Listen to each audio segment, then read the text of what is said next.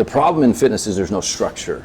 It's very hard to structure something. You brought this up the other day, yeah. There's 1,000 ways to work out. There's no proper way to work out. Right. See multiple people, see their credentials, don't sign a contract. Talk to some of their other clients. I mean, there's nothing wrong with that, dude. If you follow someone on Instagram and they're working out and they're posting people and they're tagging them, DM them and ask them, how was the training with so-and-so? So just because someone has a bachelor's in kinesiology, that doesn't mean anything. Doesn't mean anything, labels. You train for what you want your body to do. You eat for what you want your body to look like.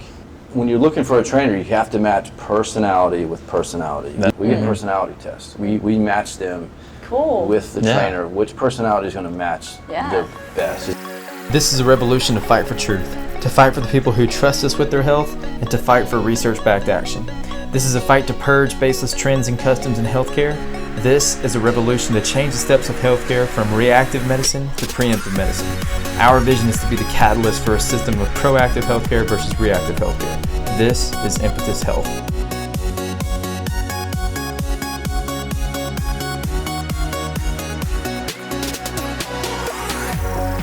Hey guys, welcome to Impetus Health. I'm Sean Hiller. This is my wife Ellie Hiller, and we are with Matt Foster today. Thanks, Matt he's the man. He is the CEO of HomeFit. It's a personal training group that comes to your home and helps you work out at home.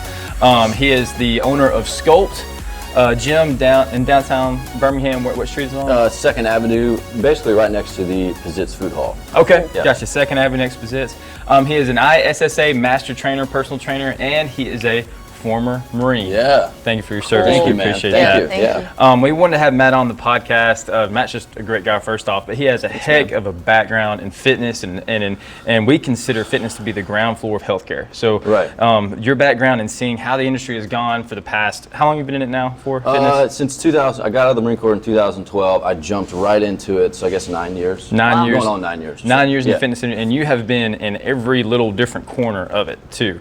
So I want to get into that and kind of get your perspective on where fitness is and everything. But before we get into any of that, if you could give us a little bit of your background in athletics and fitness and training and just kind of catch us up to where you are now. Sure. I guess I got my start in the fitness, learning about fitness whenever I was in the military.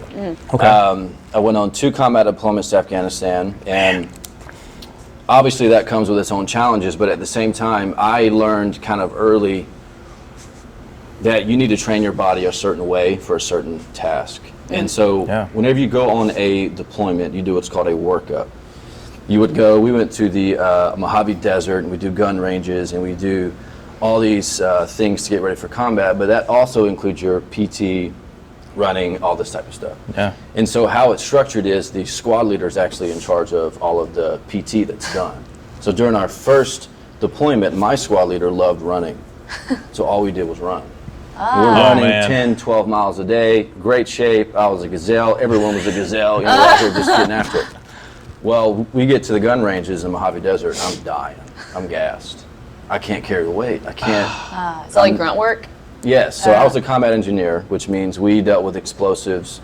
We were a platoon of 45 combat engineers attached to a battalion of 1,000 Marines. Oh, wow. So we were kind of like just thrown out all over the place. Yeah. We're the ones that did the mine sweeping. That's what we did. Before everybody else came. Looking for like the IEDs. That's correct. That's what we did. That's when we so found them, we cool. blew them up. So we would carry explosives and stuff like that. Wow.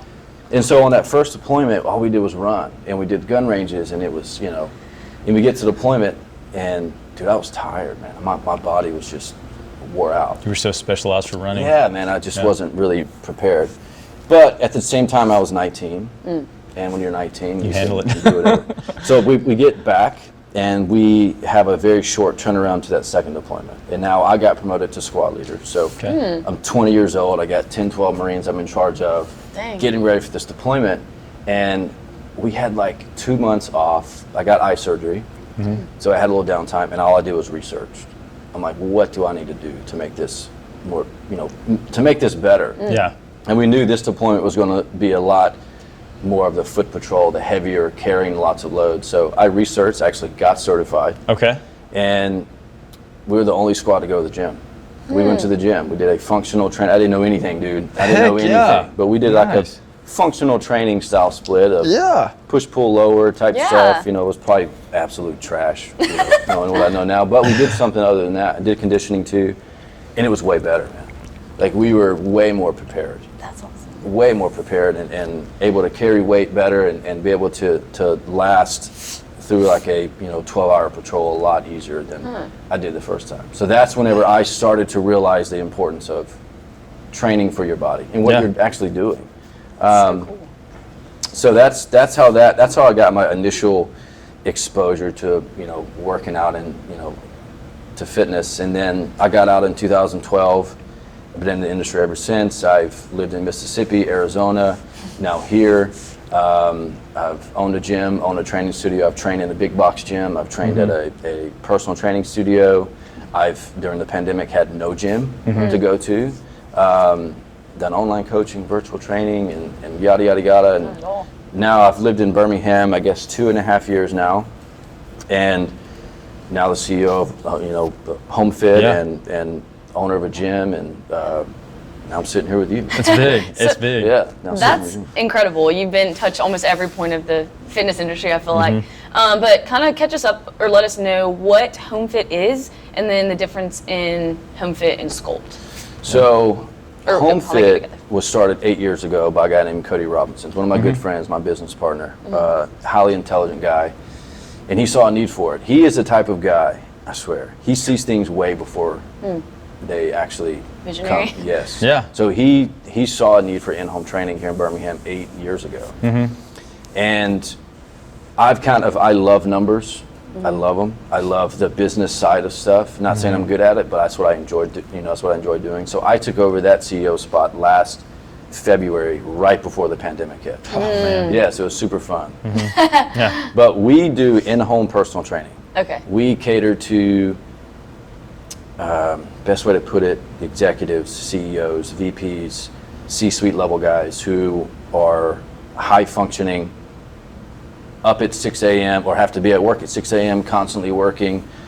We come to their house, we train them. And then we also work with individuals that might have some type of fear of going to the gym, or haven't trained in a long time, or don't have the time to go to the gym. Maybe have kids and can't find that gym for them that can take childcare and then be able to work out in their time span. So that's what we do. Cool. And it's a company that's grown. It grew a lot last year. A ton, We're actually changing the vision, I guess the structure and the model of the company. We're switching to more of a franchise model now. Wow. cool. Okay. So we're Yeah. going through that process. Wow. Yeah, we're really excited about that. And then from the gym space, now I swore to myself I would never own a gym again. I did. 'Cause you've done that. I told myself I would never do that again. Really? But I have had several so I talk to trainers all over. Like, we have a team with HomeFit in Nashville. We have a team in Huntsville. We have a team here.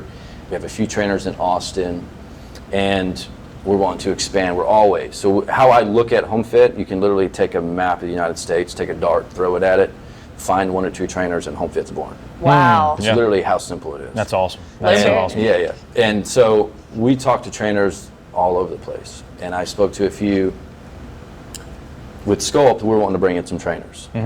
And because I'm a firm believer that every gym thrives off of their trainers. Amen. Yeah. Yeah, absolutely. And after speaking with several trainers, it's really apparent to me that the gym industry is not cohesive with the personal training industry at all. As far as what they pay their trainers, it's absolutely ridiculous. Oh, yeah. And it quite frankly pisses me off. Like a commission-based type thing? Is that?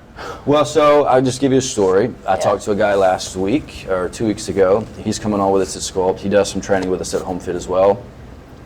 He was working at 2 training studios, 2 gyms here.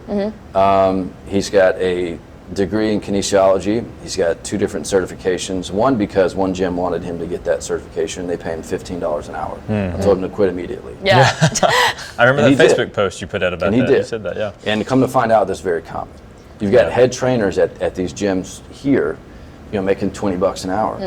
And that's ridiculous. Yeah. I'm sorry, but it is. Yeah. But I also understand business. Gyms have more risk. You've got bills to pay. You've got equipment to pay for that you have to keep the lights on. But, at the same time, and I stress to trainers all the time, you can make more money on your own than you could ever working for someone else.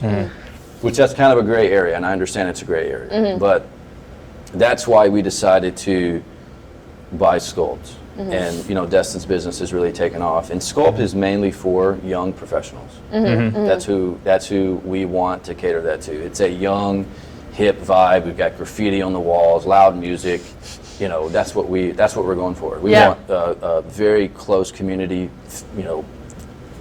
kind of feel. Is it classes or personal training still? No class. So it's personal training. It's strictly personal training. How it was structured now, so that gym's actually been there for a year and a half. It was ran by Chris and Josh McCoy, incredibly nice people. They're moving to Hayden. They're opening up like I wish I knew the name of it so I could plug it, but they're opening up a really cool facility there. Cool. That's actually going to offer free training to high school students. That's Oh, awesome. wow. Yeah, it's really, really That's neat. awesome.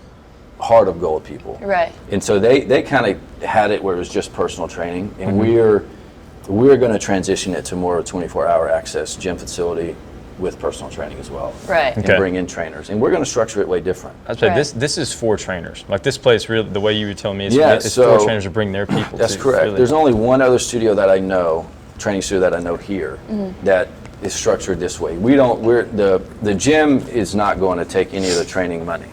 Yeah. So, Yeah. even with HomeFit, we're very much about, I'm a firm believer you got to have your own brand. Yeah. You've got to establish your footprint build a brand. somewhere. I agree. And so we are going to help trainers, because I love that side of it, help them grow their business. Yeah. Help them establish a footprint, like a digital footprint, whatever. And the trainers just pay a flat rate fee. Yeah. And you charge as much as you want, you train as much as you want. The only stipulation is everyone has to be a member. That's it. That's cool. So if you, for example, you pay $500 a month, and doesn't matter if you have 5 clients or 50. Yeah. You charge what you want. And that's how we're going to structure it. It's awesome. And to me, it's way better, because it gives them incentives. Yeah. That's a reason why the trainer turnover is so high Yeah. in gyms. It's Yeah. awful. And because they don't get paid any money. Yeah. Yeah. Let me ask you, I have a curveball question I want to ask. So and I'm presenting this question in the sense that with the presupposition that you think that fitness is healthcare. Would you agree with that? Well, Because you can address that We first. talked about this a little bit. so I think when you talk about healthcare and you talk about fitness, we got to break down what those things are. Yeah. So I think health and fitness, which is labeled health and fitness. You take health, throw it over here. Take fitness, throw it over here.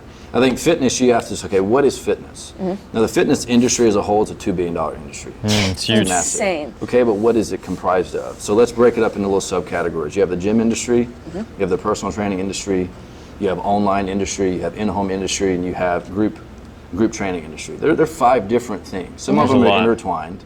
But let's look at the gym industry. What's the average cost of a membership right now across America? What's the retail space look like right now?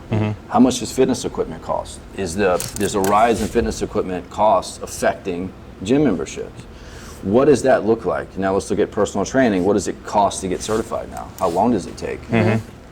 What's the growth track of that job? It used to be really high. Is it still high? Yeah. You have to establish all those. Group training, is CrossFit going to continue to dominate that space? Or is Orange Theory, Iron Tribe, and all these other places going to be able to infiltrate? How is social media going to affect that?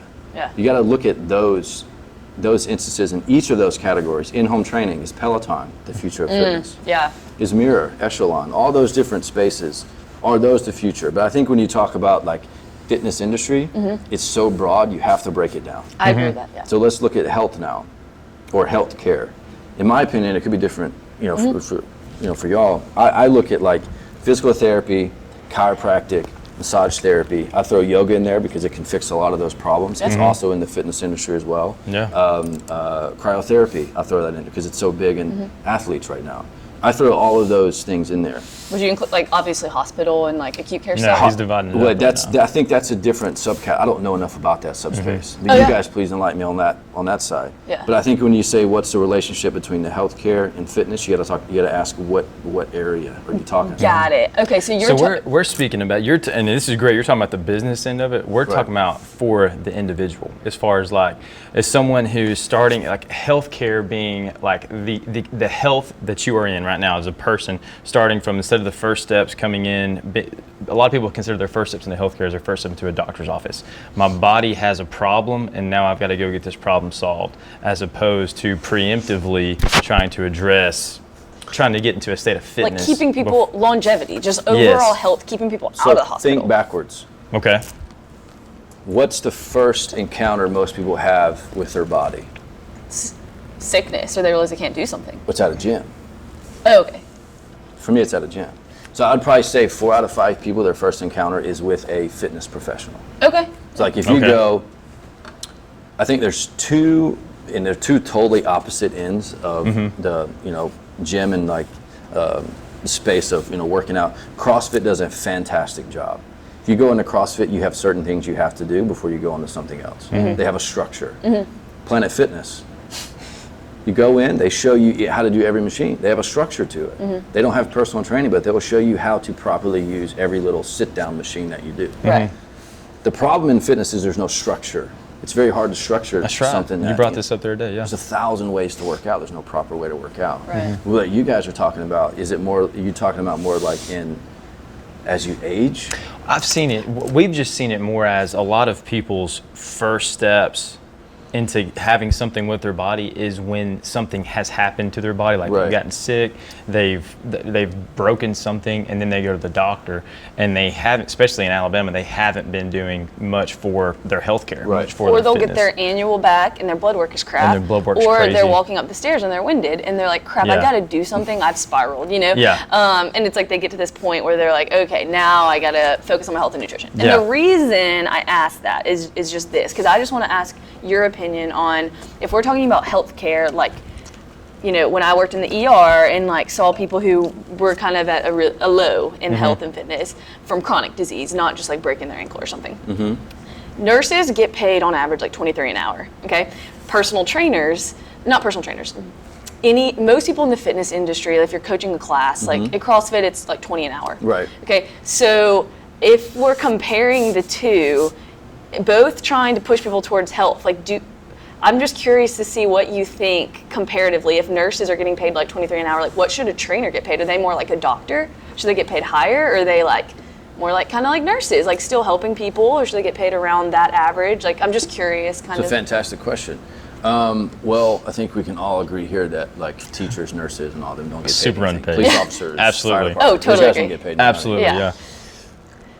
My only rebuttal to that, I guess it would be, was you have the benefits and job security being a nurse. Yeah. Totally agree.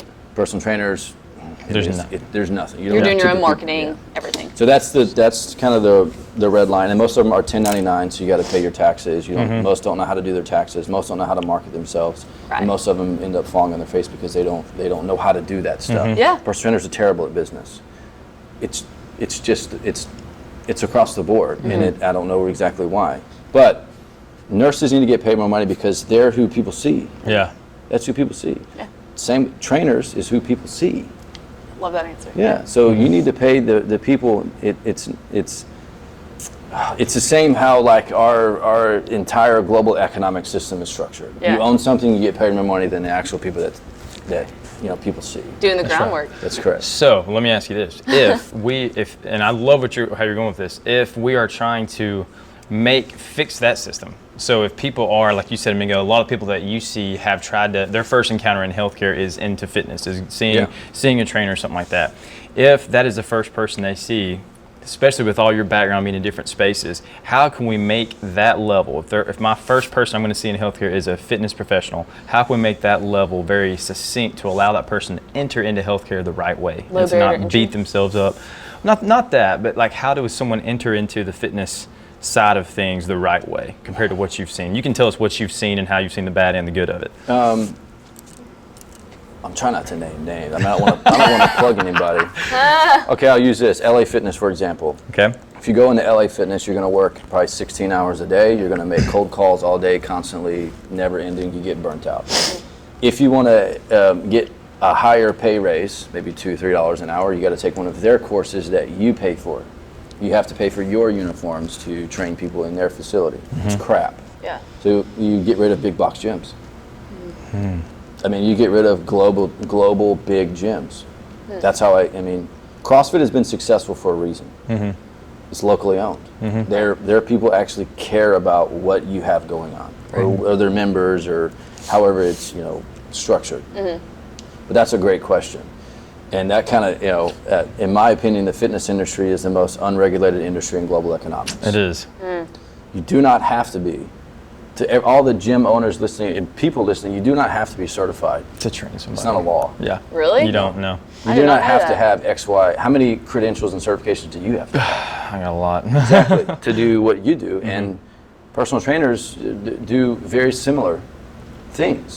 You do more of the more in-depth, but your people are safe and you don't deal with injuries and all that stuff because you're educated and you have credentials and you know what you're doing. Yeah.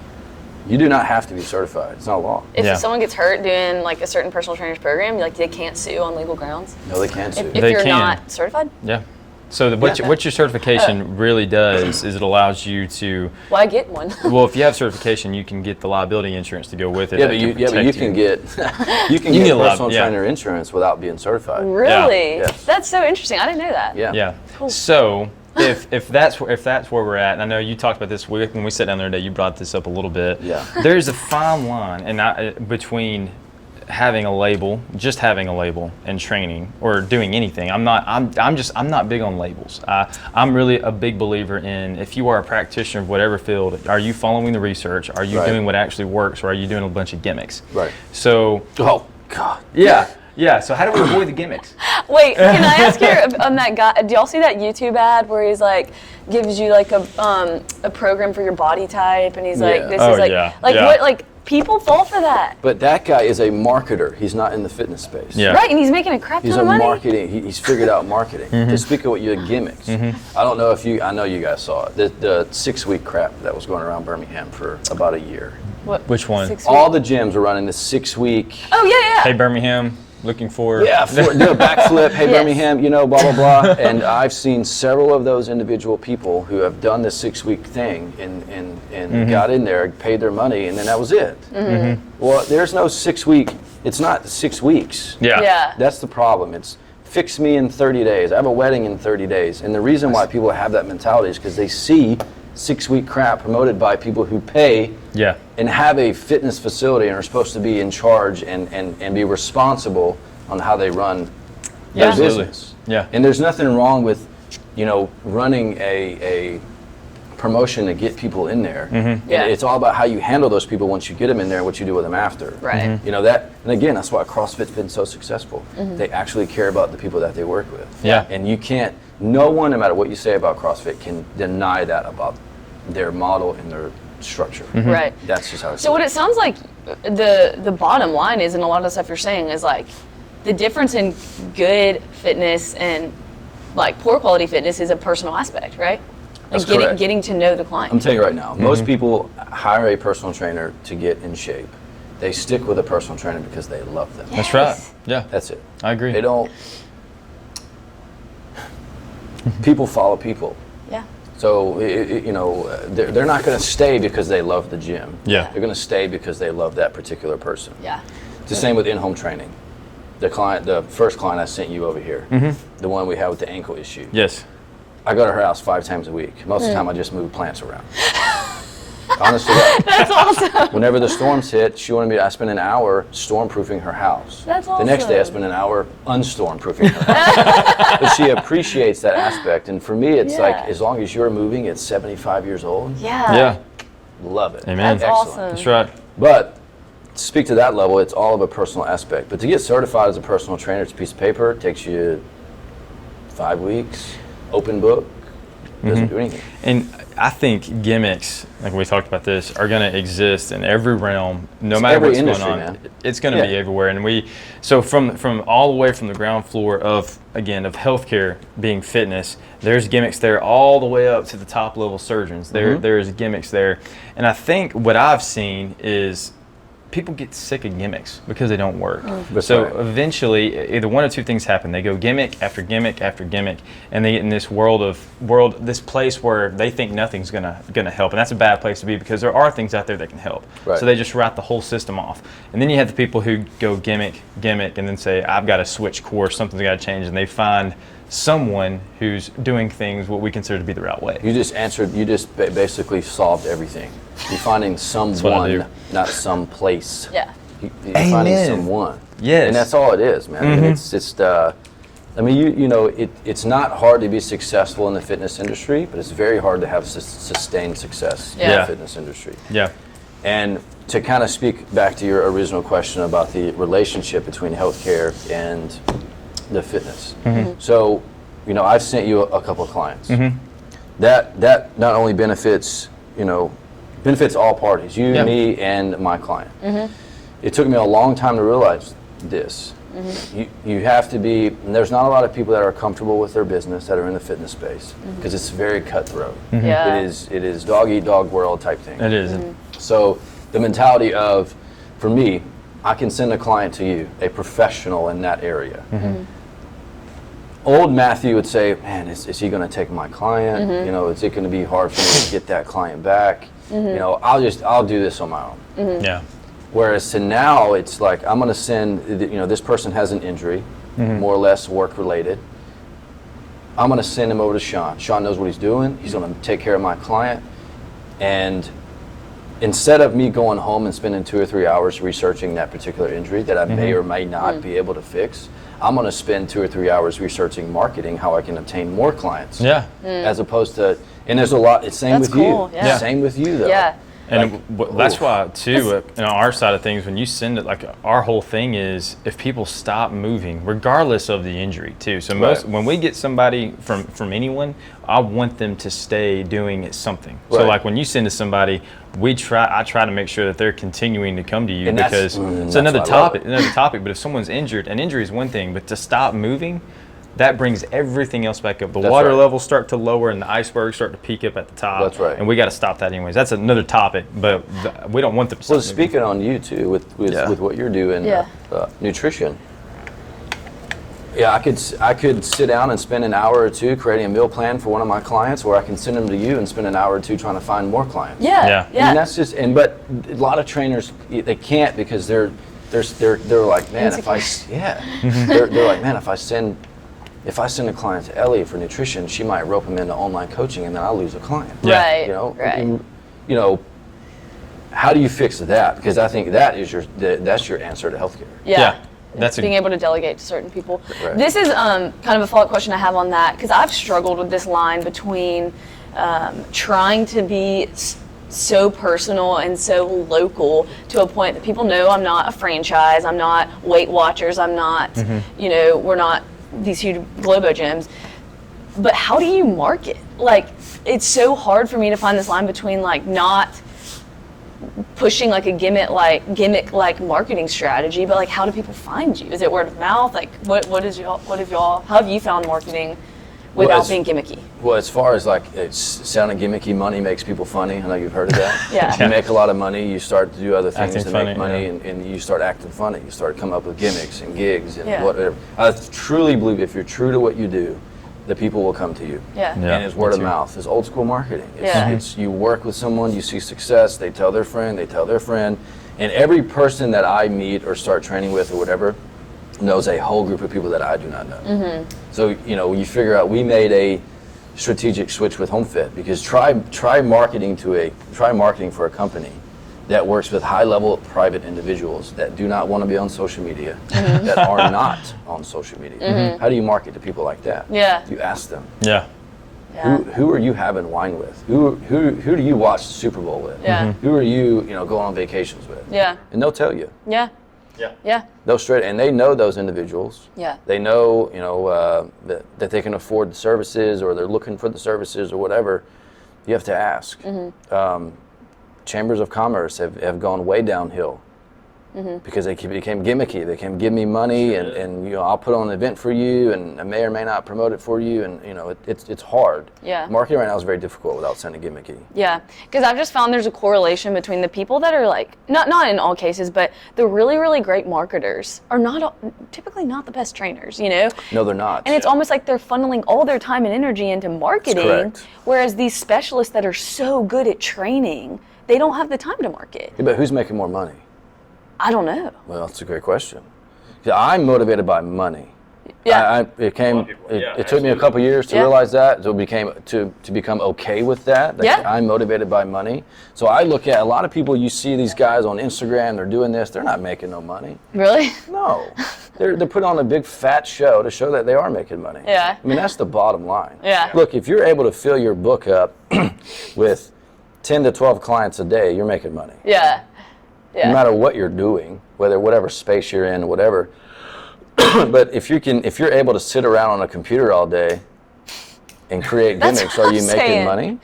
Yeah, you're not. And that kind of goes along with the topic gimmick things. But sadly, there are several gimmicks that I can bring up the gimmick that's on my mind. The number one performed orthopedic surgery in all of healthcare is a knee scope. Ooh, yeah. So, and what research tells us is go in there, and a knee scope is you take a little camera and you go in and then you look to see what's frayed. Normally what happens when you go in there is they shave what's off, go ahead and clean up the joint space. After you have a knee scope, after you've cleaned up the joint space, maybe you've had a little bit of a meniscectomy where they take some of the pieces out, both of those surgeries either way, but depression goes up 43%. Wow. In the next year. After 1 year, people are not better off at all, like actually worse off. Things like 12%, they say that their pain levels are higher, but they're not any better after 1 year, and that's the most commonly performed orthopedic surgery out there. That's a gimmick that makes more money than anything else. Sure. And we have about a decade worth of research saying we need to stop. So who's in charge of that, though? Who's pushing that down? The doctors, I guess. The orthopedic surgeons. Yeah, it's the surgeons. Yeah, the surgeons. So the entire healthcare industry is set up to be, and I'm making general claims. The moneymaker of healthcare is surgery. Yes, I'm making It's general not claims. anything There's some practitioners, surgeons, non-op docs who do this the right way, but typically it works. They have set up a system to where all of the people in that system are pushing person A toward getting that surgery. Right. Toward getting that surgery. So the guideline is, okay, you have this going on with your knee. Let's send you to PT for 2 months, but the physical therapy you're going to is someone who's under the surgeon, who is in the same group as the surgeon. They have a little piece of paper they pull off the wall. That's their protocol, just to have you go through some range of motion stuff and maybe put you on ice, heat, E-stim for the next 2 months. So you go for 2 months, you feel a little bit better, but nothing really. And then you go back to the doctor, hey, your meniscus is still frayed. Let's book this surgery. Go have surgery, boom, you're in the system again a year later. Every time you have a surgery, your chance of having a total knee operation go way up. So they've written your name down for their marketing plan. The next 5 years, we need to reach out to someone so see how that knee's doing. So it is a convoluted, positive feedback loop for a lot of negative things. And that's one of the greatest gimmicks out there. Yeah. That's all through the entire system. Mm-hmm. And a lot of that, and this comes back to the fitness professional side of things, it's the practitioner themselves who are pushing these things that have no backing to them, have no research-backed claims. In fact, they have negative claims. Right. How does the civilian know? If my car has a problem, and I have to take it to a 10-minute express oil. The mechanic tells I me, buy everything they tell me. Yeah. I'm like, I need new windshield wipers. that Crap. person, the mechanic says, man, your car stinks. Get an air freshener. Okay, You got it, buddy. Yeah. Let's go. How do they know as a civilian? And I see that, again, there's great practitioners and there's bad practitioners.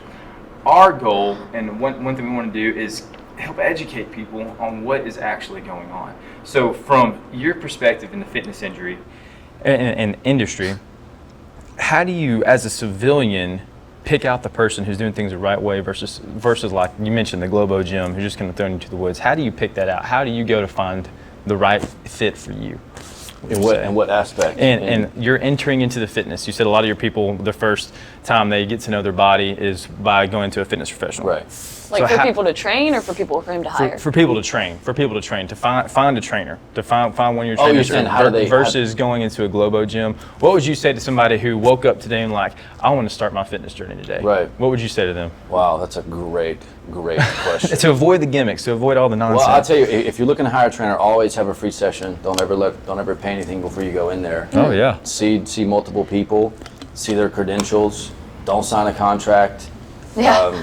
Talk Yeah. to some of their other clients. I mean, there's Amen. nothing wrong with that, dude. If you follow someone on Instagram and they're working out and they're posting people and they're tagging them, DM them and ask them, how Yeah. was the training with so and so? Like see their credentials, see what they're doing. Mm-hmm. I'm not big on credentials as much as I am experience. I think experience trumps a piece of paper, in my opinion. Not Totally saying agree. it's wrong. Totally.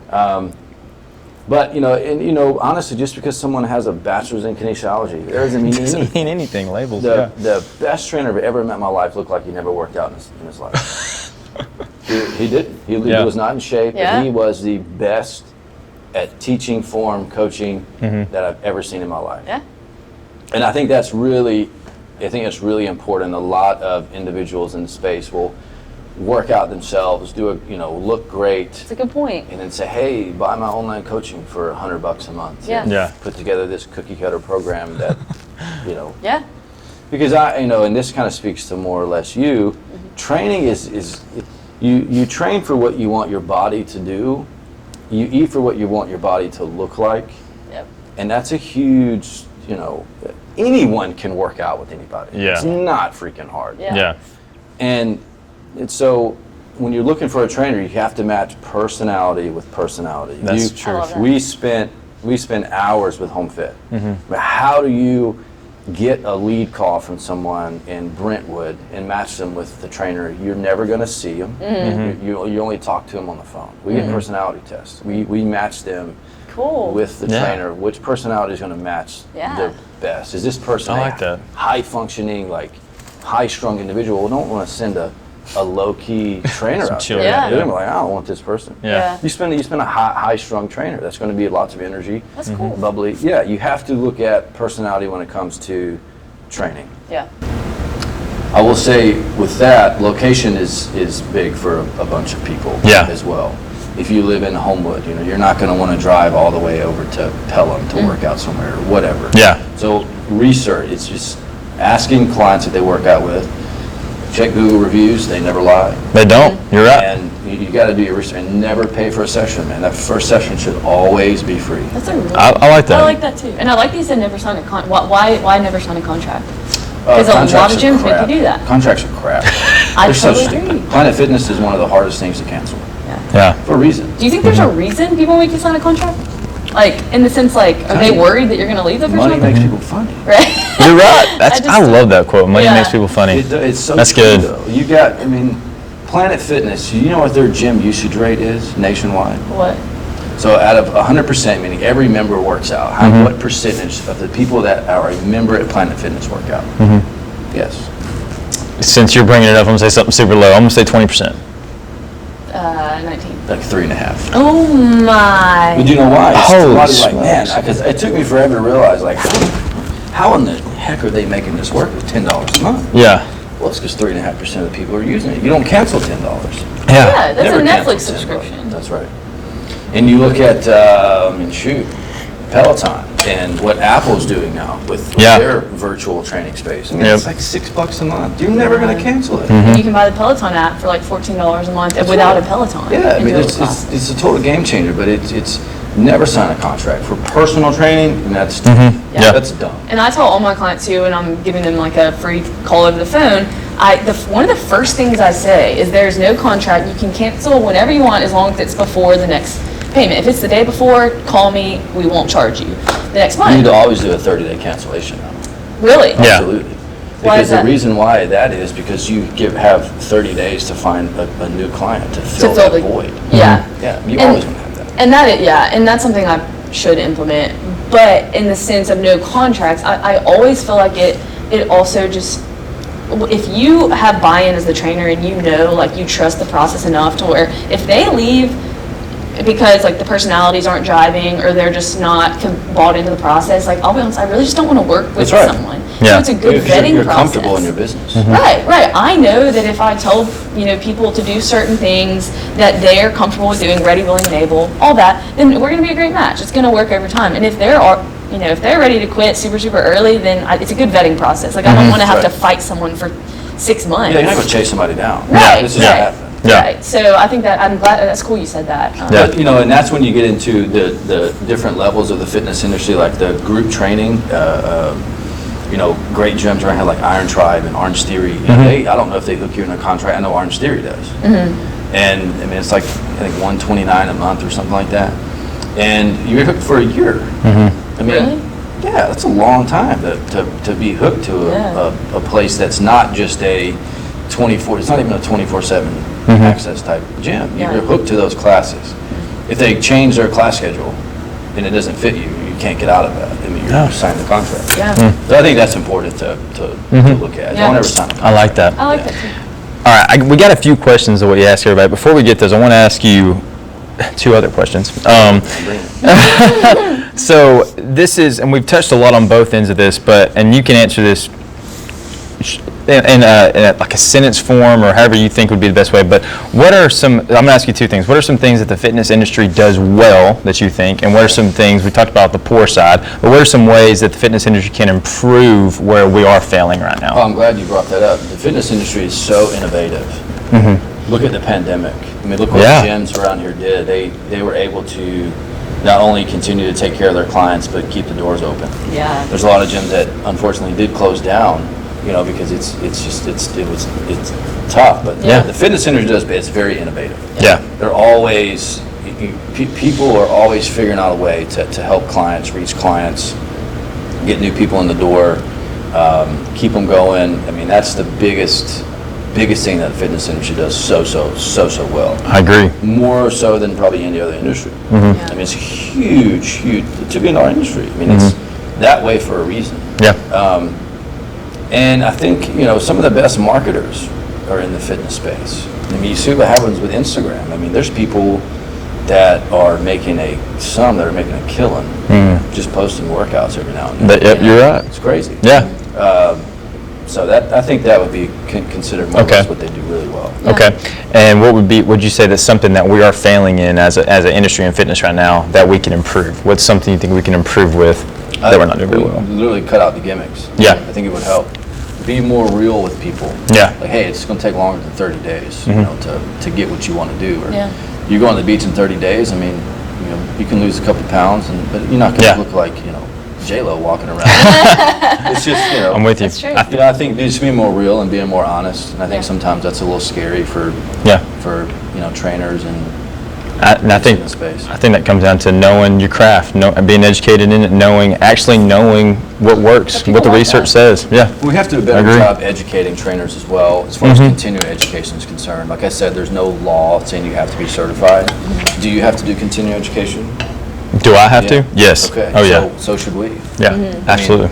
You can go. That's why I chose ISSA. They have a really good continuing education portal. They have a lot of little classes you can take and certifications you can add on to it. But and we got to do a better job of having information accessible to trainers to help them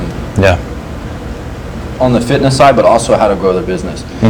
When you get certified, I mean, they don't tell you how to get clients. Oh, yeah. Some of them do, some of them don't. They don't teach us that in PT school. They don't tell you how to market yourself. Yeah. How to start a business, file taxes. What is a 1099? What's the difference between 1099 and W-2? Some trainers, I've seen it, will get in, they'll do a whole year of training and get that 1099, like, oh crap. No way. No, I can't do this. I need to go work for somebody that takes care of my Takes care of it taxes all. for me. Yeah. It's the thing. It's just you got to be educated. You have to put yourself out there and really focus on if you really want to be in the space or not. Yeah. And I will say this to trainers, to any healthcare professional out there, you are working with the human body. Know your craft. Know how to do. There's nothing. I know people who have been ruined by a coach, and I know people who their life have been changed by a good coach. Absolutely. So be that good coach. I beg of you to treat the human body the right way. And I feel like we've talked a lot of, I guess, a little bit like a balance of both good and bad with the industry. And I want to say that the fitness industry is in a very good space right now. Yeah. Yeah. I feel like it's going growing in like a crazy. really cool space I agree. with innovations and what's going on with Peloton and Mirror and in-home training spike, and then you got gyms coming back, and Yeah. people are opening up gyms again. I mean, it's really, really good. Yeah. Right. I mean, I come from Scottsdale, Arizona, where there's a gym on every block Yeah. that they have. But I'm talking about high quality gyms. Yeah. Nice. Fantastic trainers. It's different Yeah. there than I- it would be considered absolutely. down here. You know, Totally. 8 out of 10 people are healthy and fit out west. How many? Can you say that about here? No, Oh. South is. It's a different. crazy. Yeah. It is. Yeah. All right. So, questions we ask everybody, Matt, and we're going to end on some of these. We got 2 questions and 1 quote. All right. But what is the best habit you have going for you right now? Oh, I get up early. I Yep. get up real early. I love that. 4 or so. Yeah, I get up early. Man, too. I'm To with work you. out or to start working or. My first clients typically at 5 a.m. But I like to get up and have my. Thomas Cox is honestly the guy that owns the Meal Meal Fit Fit, thing. yeah. Yeah. This dude, I mean, he's up on Instagram pouring a cup of coffee at like 3:30 every morning. I'm like, God, I gotta get up. I gotta get going. But yeah, I would say getting up early because I think that's so important. Yeah, I'm with you. Tim Ferriss in Tribe of Mentors, which I disagree with a lot of stuff he says, but I like a lot of stuff he says too. That's okay. Yeah, you can learn a lot from people you completely disagree That's so with. true. Yeah. Anyway, he wrote a book called Tribe of Mentors and interviewed, the same 12 questions across the board, successful people in every craft, whether it's an author, whether it's an athlete, top CrossFitter, everyone. One of the most commonly said things of all of these successful people is that they wake up early. You gotta look at every last successful person you probably know, Yeah. Yep. except for some young IG influencer. They get up early. Win the morning, win the day. That's very I don't know if Dale that's like- Carnegie. If Carnegie-ish. you get up an hour and a half earlier every day, How much can you 7 do? days, it's 10 hours. Amen. Gaining 10 hours. Competitors. Yeah. That's right. I think that's awesome. Okay, what are you reading / listening / studying right now? Oh, my franchising. Yeah. It is a massive world, and it is so complex. Yes, I'm studying that from the business side. From the personal side, I'm listening to the Bible in a Year. Oh yeah. That's something I've That's been. awesome. I love that. Cool. Yeah. Where are you at right now in it? Oh my God, I missed a couple of days. But pretty. I forget the name of the guy. It's just automatically on my phone, but I don't know how he explains it, man. I'm a very, and I have to like kind of, I have to understand it. Oh, yeah. a certain Know the way. why. Yeah, I have to know the why. Yeah. Very much like why. Why does that make any sense? Yeah. So Yeah. he does a good job explaining it. So That's awesome. That's good. All right, so we're gonna end the episode after you say this, but what is one good quote to end the show on? Money makes people funny. yeah, money makes people funny. That's great. That really is a good quote. I think last year taught everybody this. You've got to control what you can and don't worry about what you can't.